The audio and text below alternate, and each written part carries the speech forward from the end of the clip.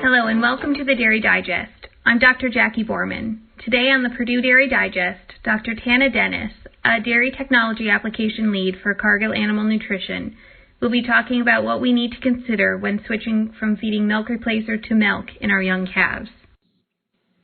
Feeding whole or waste milk tends to increase during tough financial times in the dairy industry, especially when milk prices drop. However, the current COVID-19 pandemic has forced many dairy farmers to dump saleable milk due to decreased demand from schools and the food service industry. Because of this harrowing reality, more farmers are looking to feed young calves with this dumped milk as one way to recoup costs and save some money on purchased feed. There are several things to consider, however, when making a switch from your current calf feeding program to feeding unpasteurized whole milk.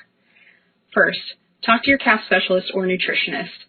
They know your operation the best and can help you draft a plan around your current feeding program to ensure a smooth transition to a new normal. Additionally, loop in your herd veterinarian, as there are some risks associated with feeding unpasteurized milk, such as Johne's, mycoplasma, and bovine leukosis transmission, to name a few. They can help you with steps to mitigate disease transmission if you don't have a way to pasteurize milk on the farm. If you can't pasteurize milk, there are options to acidify milk to reduce the pH and inhibit bacterial growth. Second, if you are currently using waste milk to feed calves, stop. Milk coming from the bulk tank will be less variable and cleaner than milk coming from the hospital pen or fresh cows, especially if you are not able to pasteurize milk. Third, gradually transition calves from milk replacer to milk and don't bounce back and forth between the two. Calves crave consistency, and abrupt diet changes can cause digestive issues, resulting in more sick calves to treat.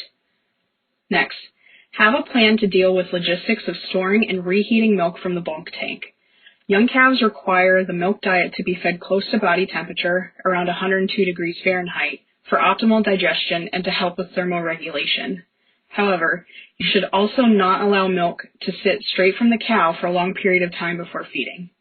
Bacterial populations can double every 20 minutes in milk that sits at room temperature.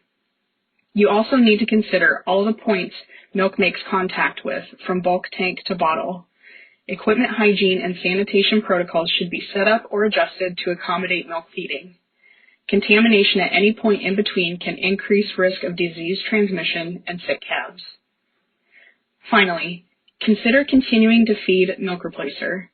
While using purchased feed may not seem to make sense now, there are lots of things a good quality milk replacer can provide that milk cannot.